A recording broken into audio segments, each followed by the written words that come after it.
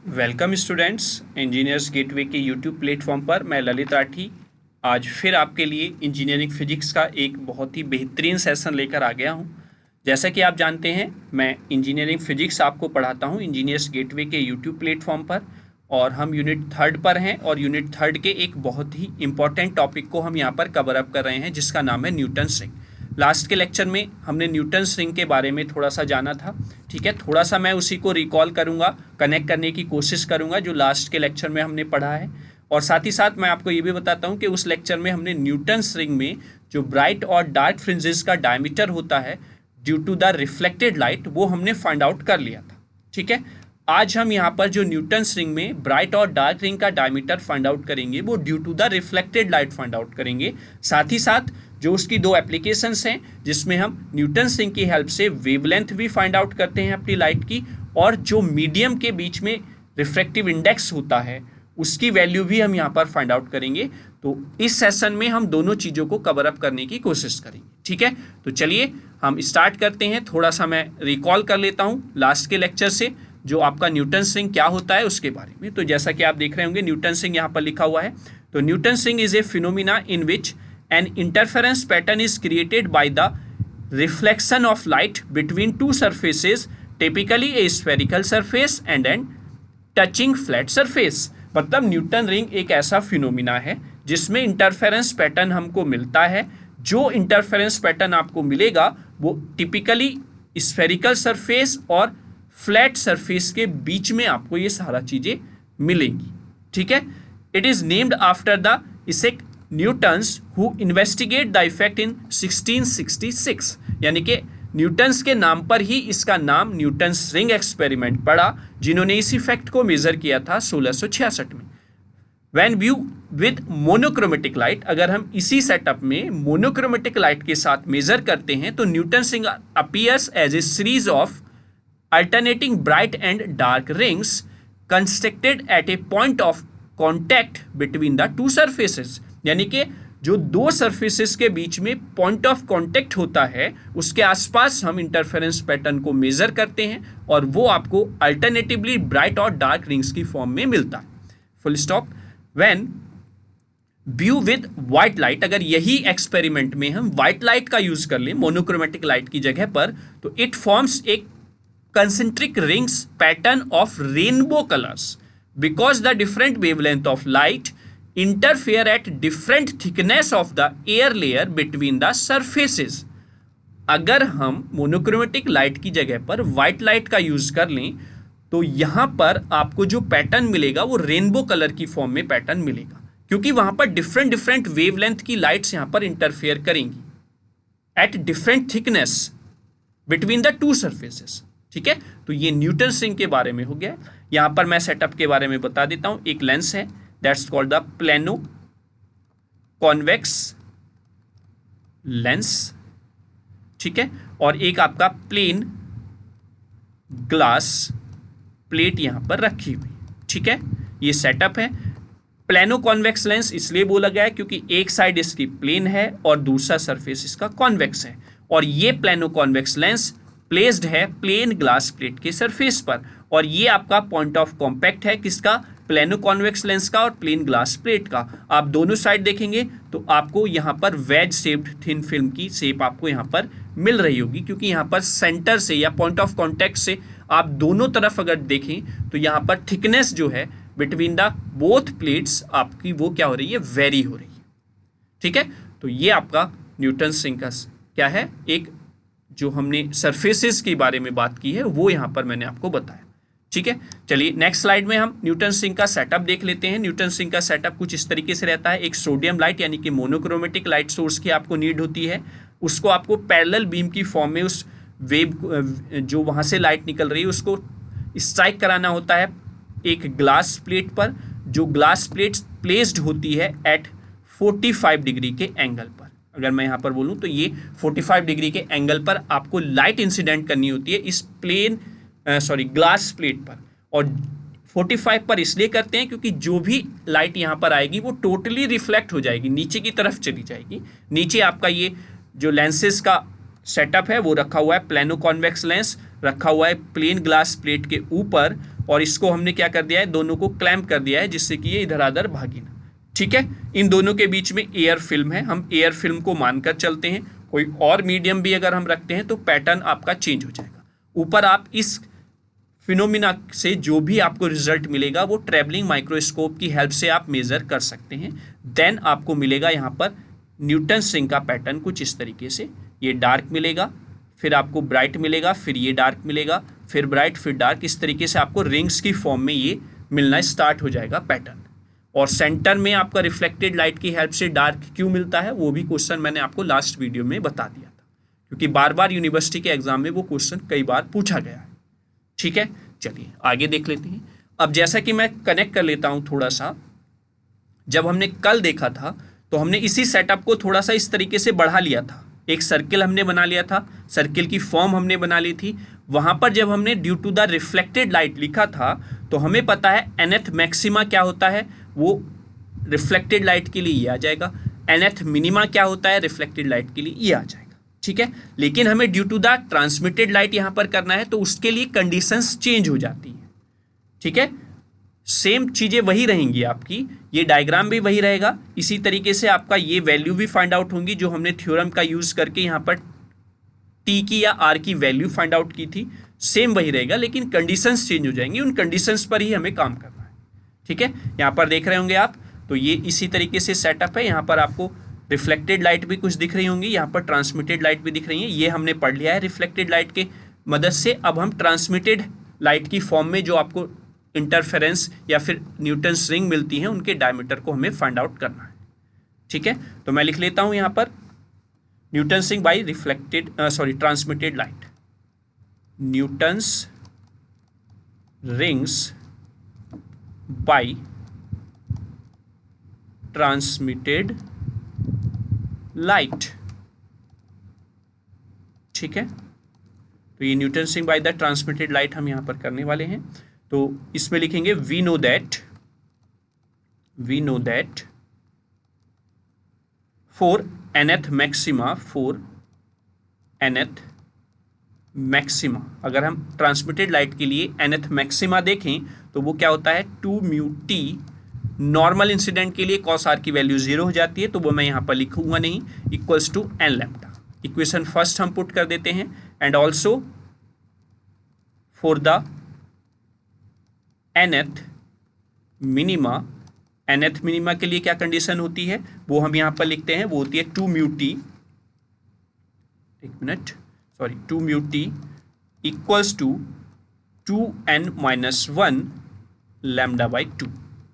ये equation number second हम put कर लेते हैं। ठीक है, जैसा कि हमने लास्ट वीडियो में या फिर इस डायग्राम की हेल्प से जो मैंने अभी आपको पीछे दिखाया है, एक मिनट, ये डायग्राम, इसकी हेल्प से अगर हम वैल्यू फाइंड आउट करते हैं तो हमें आर की वैल्यू कुछ मिलती है, वो मैं यहाँ पर डायरेक्टली आपको लिख देता हूँ। ये वाला एक बार मैं आपको बता देता हूँ, मैं इस डायग्राम की बात कर रहा हूँ बेटा, इस वाले की। ठीक है, इसकी हेल्प से हम जब वैल्यू फाइंड आउट कर लेते हैं वो दोबारा कराने की जरूरत नहीं है, यानी कि वीडियो को हमें लेंथ ही नहीं बनाना है। ठीक है, तो वहाँ पर आपकी वैल्यू आपको मिल जाती है t equals to r square upon 2 capital r. ये आपकी टी की वैल्यू मिलती है। तो इस टी की वैल्यू को हम पुट करेंगे इक्वेशन फर्स्ट और सेकंड में, putting into equation first and second, है ना। तो जब फर्स्ट में पुट करेंगे तो डायमीटर ऑफ ब्राइट रिंग आपको मिलेगा, डायमीटर ऑफ ब्राइट रिंग्स, है ना। तो डायमीटर ऑफ ब्राइट रिंग्स क्या हो जाएगा आपका 2 म्यू, टी की वैल्यू आप पुट करेंगे r square upon 2r equals to n lambda. आप यहाँ पर आर एन पुट कर सकते हैं क्योंकि nth रिंग के बारे में आप बात कर रहे हैं। 2 से 2 cancel out, mu for the air film क्या हो जाएगा 1, तो आप म्यू की जगह पर 1 प्लेस कर देंगे तो आपको यहाँ पर r n square equals to मिलेगा अब यहाँ पर एन लैम्डा आर। ठीक है, चूंकि डायमीटर चाहिए तो आर एन इक्वल्स टू क्या होता है डी एन बाई 2। जब आप ये वैल्यू पुट करेंगे यू गेट डी एन का square equals to 4n lambda r. You can also write here d n equals to square root of 4n lambda r, और also write here d n directly proportional to square root of n। Is that clear? तो ये आपको यहाँ पर मिल जाता है diameter for the bright ring. Clear हुआ? अब ये डायमीटर ऑफ ब्राइट रिंग जो मिला है, इसका कुछ कंक्लूजन हम यहाँ पर लिख लेते हैं। वो कंक्लूजन क्या कहता है? जैसा कि आपने एक कंक्लूजन लिखा था फॉर द ब्राइट और dark ring due to the reflected light, वही कंक्लूजन हम यहाँ पर लिखेंगे।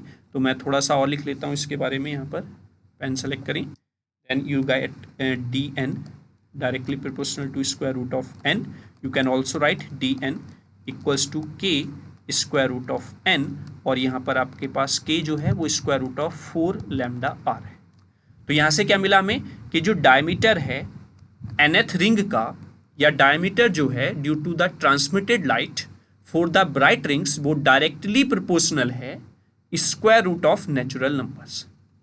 यानी कि ट्रांसमिटेड लाइट में, न्यूटन्स रिंग में अगर आपको ब्राइट रिंग मिलती है तो उसका जो डायमीटर होगा वो डायरेक्टली प्रोपोर्शनल है नेचुरल नंबर के। वहां पर अगर आप ध्यान दें रिफ्लेक्टेड लाइट में, तो ये आपका फॉर द डार्क रिंग थी कंडीशन। ठीक है, यानी कि कुछ उल्टा आपको मिल रही है सिचुएशन। ठीक, अब ऐसे ही हम डायमीटर निकालें। Diameter of dark ring, dark ring के लिए अगर हम डायमीटर निकालते हैं तो डार्क रिंग के लिए क्या डायमीटर हो जाएगा? अब हम पुट करेंगे टी की value into equation number second, है ना। T equals to r square upon 2r, putting into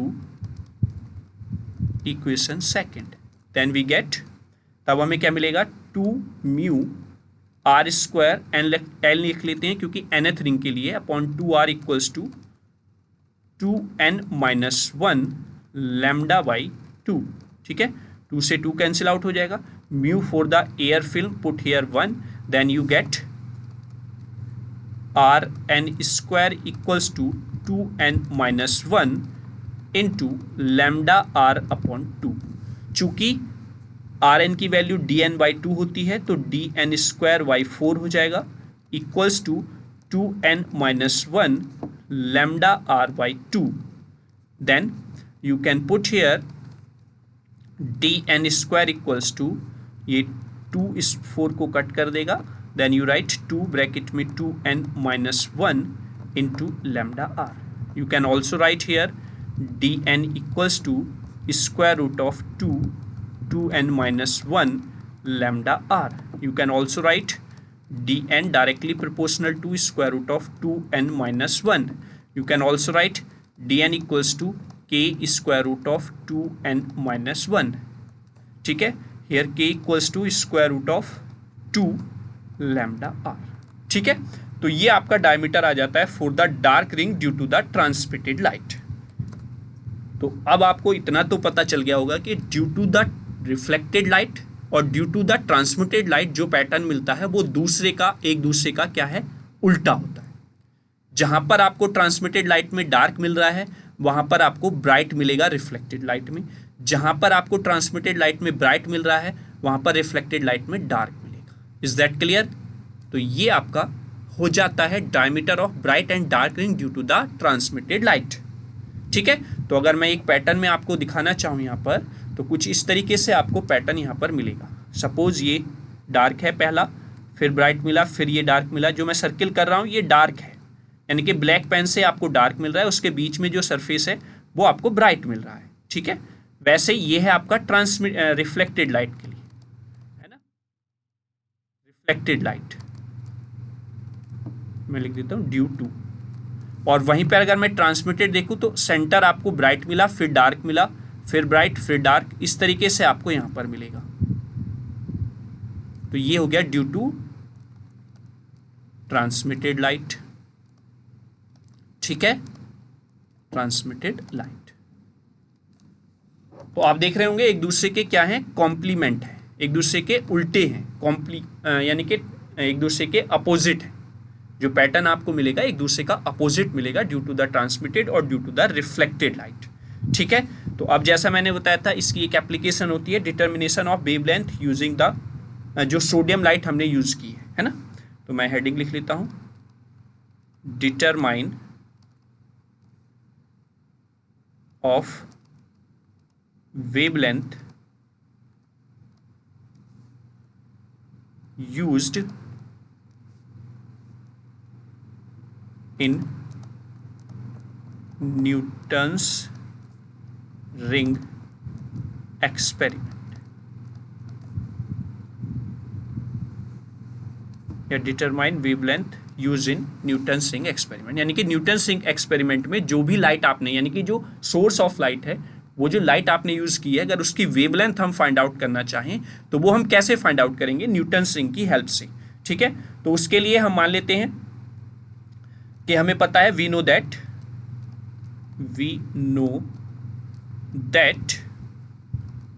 क्या होता है कि diameter of the dark ring अगर हम लिखें तो वो क्या होता है? Square root of 4n lambda r. ये हो जाएगा। Is that clear? तो डार्क रिंग के लिए अगर हम डायमीटर लेते हैं due to the reflected light, वो dn equals to square root of 4n lambda r होता है। इसको हमने इक्वेशन फर्स्ट पुट अप कर दिया। ठीक है, हम इसको इक्वेशन फर्स्ट ले लेते हैं। ठीक है, और अगर हम उससे नेक्स्ट रिंग के लिए देखें, n प्लस pth रिंग के लिए, similarly for n plus pth ring, pth dark ring, ये nth डार्क रिंग के लिए। ठीक है, मैं लिख देता हूं यहां पर ring.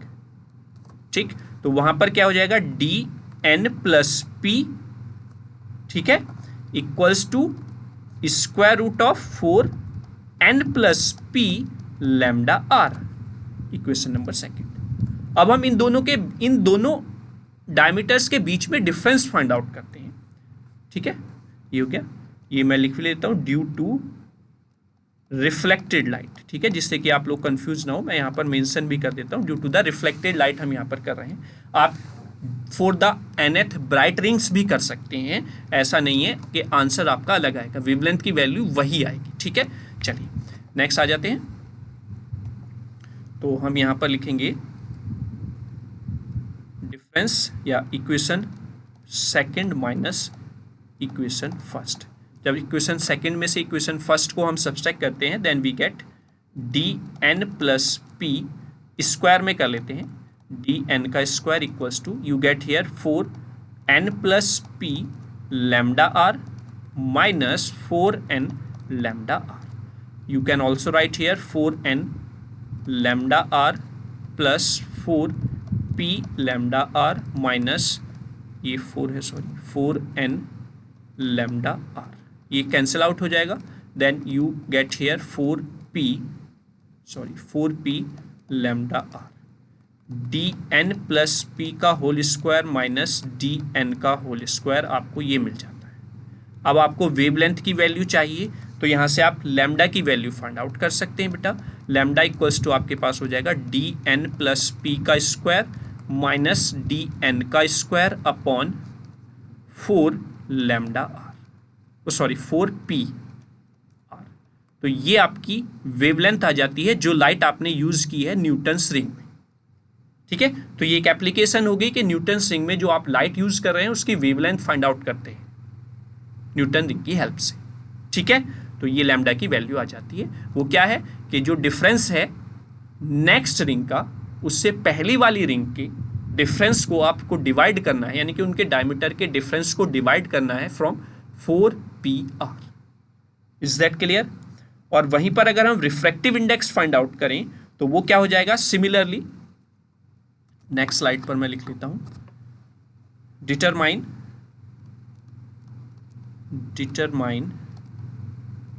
Refractive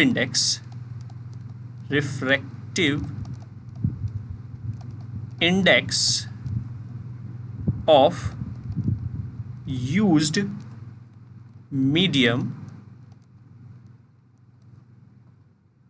between both surfaces by using Newton's ring. अगर न्यूटन रिंग की हेल्प से हम जो दोनों सरफेसेस के बीच में मीडियम यूज किया गया है उसकी वैल्यू हम फाइंड आउट करें, उसके रिफ्रैक्टिव इंडेक्स की वैल्यू फाइंड आउट करें, तो वो कैसे करेंगे? तो उसके लिए हम लिखेंगे फिर similarly we know that nth dark ring diameter, मैं डार्क रिंग से इसीलिए करा रहा हूँ, थोड़ा वो इजी पड़ जाता है। इजी मतलब कैलकुलेशन इजी पड़ जाएगी। अगर आप अपने आप से ब्राइट रिंग लेकर भी करेंगे तो ना तो वेवलेंथ की वैल्यू अलग आएगी, ना ही आपके रिफ्रैक्टिव इंडेक्स की वैल्यू अलग आएगी, सेम ही आएगी। और मैं लिख लेता हूँ ड्यू टू रिफ्लेक्टेड लाइट, है ना, reflected light. D n square equals to क्या होता है, 4n लैम्डा आर। ठीक है। Similarly for n plus pth ring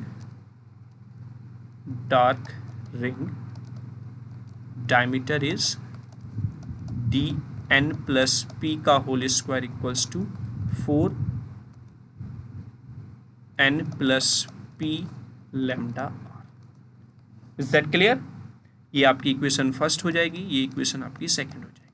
अगर आप दोनों का डिफरेंस फाइंड आउट करते हैं तो अभी हमने निकाला था इक्वेशन 2 माइनस इक्वेशन 1, दोबारा से मैं नहीं करूँगा, डायरेक्टली मैं लिख दूंगा डी एन प्लस पी का whole square minus d n का square equals to 4p lambda r. ये आपका डिफरेंस आ जाता है between the d n plus p square minus d n square. ठीक है, तो आई होप यहाँ तक आपको क्लियर हुआ।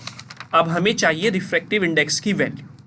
ठीक है, तो ये हो गया जब हम एयर मीडियम में हम काम कर रहे थे, यानी कि व्हेन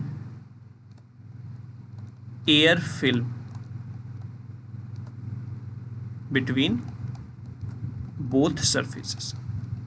ये कंडीशन थी जब दोनों सरफेसेस के बीच में आपका एयर फिल्म है, यानी कि मीडियम जो है वो एयर है, क्योंकि एयर मीडियम के लिए आपके म्यू की वैल्यू क्या होती है, 1 होती है।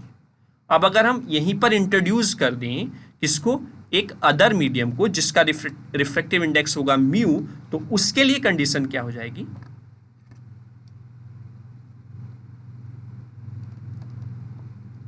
similarly for a medium which have refractive index mu। ठीक है, अगर म्यू उसका रिफ्रैक्टिव इंडेक्स है तब क्या होगा, d n square equals to, मैं डैश में ले लेता हूं नए डायमीटर को जब मीडियम अलग है ना, तो d n square equals to 4n lambda r upon mu, क्योंकि म्यू की वैल्यू हम लास्ट में 1 पुट कर दी थी हमने जब भी हमने डायमीटर निकाला है ना। वैसे ही आपका d n plus p dash का स्क्वायर इक्वल्स टू आपको मिलेगा 4n plus p lambda r upon mu. ठीक है, क्लियर है? अब जब दोनों का आप डिफरेंस फाइंड आउट करेंगे then you get d n plus p dash का square minus d n dash का square equals to you get 4p lambda r upon mu. Is that clear? तो अब जब म्यू रिफ्रैक्टिव इंडेक्स है तो आपको ये मिल रहा है, जब आपका एयर फिल्म है तो आपको ये मिलता है। मैं आपके सामने यहाँ पर लिख लेता हूँ 4p लैम्डा आर। ठीक है, अब हमें चाहिए म्यू की वैल्यू। तो हम क्या करते हैं, इक्वेशन नंबर, ये अगर मैं इसको बी दे देता हूं और ये हमारी पहले आई है, इसको मैंने ए दिया सॉरी। तो अगर हम ए इक्वेशन को डिवाइड करते हैं from b, equation a divided by equation b, then d n plus p का स्क्वायर माइनस डी एन का स्क्वायर अपॉन, एक मिनट सॉरी, यहाँ पर हमारे पास आएगी, पेन सेलेक्ट हो जाओ भाई। ठीक है, ये हो जाएगा d n plus p dash का square minus d n dash का स्क्वायर इक्वल्स टू म्यू। तो ये म्यू की वैल्यू आ जाएगी, यानी कि रिफ्रैक्टिव इंडेक्स की वैल्यू आ जाएगी आपके पास। क्योंकि जब आप इस वाली इक्वेशन से डिवाइड करेंगे इसे, तो ये म्यू ऊपर चला जाएगा, 4p लैम्डा आर से 4p lambda are cut out हो जाएगा। ठीक है, तो ये आपके पास रिफ्रैक्टिव इंडेक्स की वैल्यू आ जाती है। ठीक है। अगर हम इसको अलग फॉर्म में लिखें तो दैट मीन्स ये कहने का मतलब है कि dn², अगर हमारे पास कोई अलग मीडियम है, लिक्विड है, उसका रिफ्रैक्टिव इंडेक्स या डायमीटर उसमें रिंग का इक्वल्स टू होगा dn² एयर और उसका रिफ्रैक्टिव इंडेक्स यानी कि म्यू, लिक्विड का। यही तो शो कर रहा है, ठीक है। इस तरीके से आप यहाँ पर फाइंड आउट कर सकते हैं रिफ्रैक्टिव इंडेक्स कि अगर आप दोनों प्लेट्स के या दोनों सर्फेसिस के बीच में कोई रिफ्रैक्टिव इंडेक्स जिसकी वैल्यू म्यू है वो इंट्रोड्यूस कर देते हैं तो उसकी वैल्यू आप ऐसे फाइंड आउट करेंगे, ठीक है। तो आई होप आपको दोनों एप्लीकेशन समझ में आई होंगी। इंटरफेरेंस जो आपको पैटर्न मिलता है या न्यूटन रिंग पैटर्न जो आपको मिल रहा है यहाँ पर सेटअप में due to the transmitted light, वो भी आपको अच्छे से क्लियर हो गया होगा। दोनों के बीच में डिफरेंस आपको पता चल गया होगा due to the transmitted light and due to the reflected light क्या होता है। वही जो इंटरफेरेंस इन थिन फिल्म में आपने पढ़ा था, दोनों का कॉम्प्लीमेंट होता है एक दूसरे का, ठीक है, यानी कि दोनों कंडीशन एक दूसरे की उल्टी होती हैं। वैसे ही आपका यहाँ पर भी, ठीक है। और दोनों एप्लीकेशंस कैसे हम जो वेवलेंथ हम फाइंड आउट करेंगे जो लाइट हमने यूज़ की है, या कैसे हम मीडियम का रिफ्रैक्टिव इंडेक्स फाइंड आउट करेंगे, ये सारी चीज़ें दोनों एप्लीकेशंस यहाँ पर कवर अप होगी। तो सेशन कैसा लगा? अगर अच्छा लगा है तो लाइक करें, कैसा लगा उसके लिए कमेंट करें। अगर आपने अपने फ्रेंड्स के साथ शेयर नहीं किया है तो आप अपने फ्रेंड्स के साथ ज़्यादा से ज़्यादा शेयर करें, और अगर चैनल को सब्सक्राइब नहीं किया है तो आप चैनल को ज़रूर सब्सक्राइब करें क्योंकि इंजीनियर्स गेटवे का केवल और केवल एक ही मोटिव है कि आपको ज़्यादा से ज़्यादा इंफॉर्मेशन मिल सके एट फ्री ऑफ कॉस्ट, और हमारा चैनल या ये इंफॉर्मेशन आपके सभी फ्रेंड्स तक पहुंच सके। क्योंकि बहुत जगह पर आपको बहुत सारे मतलब बोला जाएगा कोर्स खरीद लीजिए, ऐप इंस्टॉल कर लीजिए, या फिर उसके लिए पैसे खर्च करने पड़ेंगे, मतलब कहने का ही है। लेकिन यहाँ पर आपके लिए काम किया जा रहा है फ्री ऑफ कॉस्ट। और अगर आप एनालाइज करके देखेंगे तो मैटर में कहीं भी आपको कोई भी कॉम्प्रोमाइजेशन नहीं मिलेगा, ये हमारी गारंटी है। आपने जिन बच्चों ने लास्ट सेमेस्टर में हमसे पढ़ा है वो अच्छे से जानते हैं, मैटर में आपको कोई भी कमी नहीं मिलेगी, ठीक है। फ्री ऑफ कॉस्ट होने पे ऐसा नहीं कि आपको मतलब फॉर्मेलिटी निभा दी गई और सिलेबस करा दिया। डीप में इंफॉर्मेशन आपको प्रोवाइड की जा रही है। अगर आप सारे लेक्चर यहाँ से पढ़ लेंगे तो गारंटी है कि आप भी किसी को पढ़ा सकती हैं। चलिए, सेशन को देखने के लिए आपका थैंक यू। इंजीनियर्स गेटवे से ऐसे ही जुड़े रहिए और हमारी हेल्प करते रहिए। ज़्यादा से ज़्यादा अपने फ्रेंड्स तक हमारे चैनल को पहुंचाइए कि ये वाली इन्फॉर्मेशन सभी बच्चे गेन कर सकें, ये एजुकेशन या फिर ये नॉलेज सभी बच्चे अचीव कर सकें। और एग्ज़ाम में जो आपका सेमेस्टर एग्ज़ाम होगा उसमें 100 आउट ऑफ 100, 70 का टारगेट नहीं है, 100 आउट ऑफ 100, क्योंकि आप अगर अपने कॉलेज वाले 30 मार्क्स पर कमांड कर लेंगे तो वो जो 70 मार्क्स का आपका पेपर होना है वो अपने आप ऑटोमेटिक सही हो जाएगा, ठीक है। चलिए, थैंक यू सो मच। जय हिंद, जय भारत।